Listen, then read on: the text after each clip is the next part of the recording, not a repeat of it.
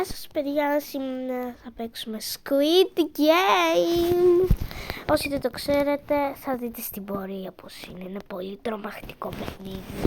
Βασικά είναι και τρομακτικό και περίεργο, ξέρω πως να το πω.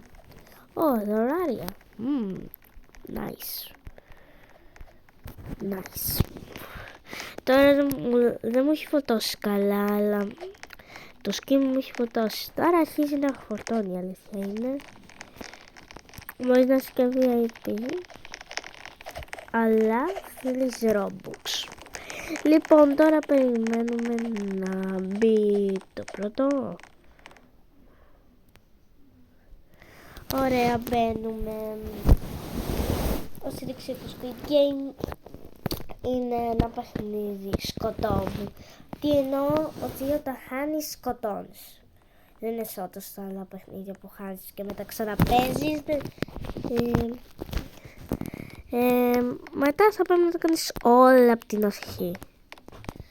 Δεν ξέρω γιατί μου το έχει βάλει έτσι το skin μου. Είναι ένα λόγος. Μου λαγκάρει λίγο. Εντάξει, δεν πειράζει.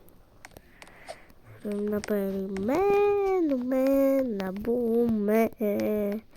Αχ, αυτό το Squid Game. Τι μας βάζει να κάνουμε. Αλλά είναι όμως ωραίο παιχνίδι. Τι λέτε εσείς? Όσοι το ξέρουν βασικά, να βάλουν ένα like και subscribe στο κανάλι μας, γιατί αυτό μας δίνει αγάπη και στα σχόλια θα βάζουμε καδούλα. Μόνο να βάλετε subscribe και εγγραφή. Το κανάλι μας, όσοι δεν ξέρουν,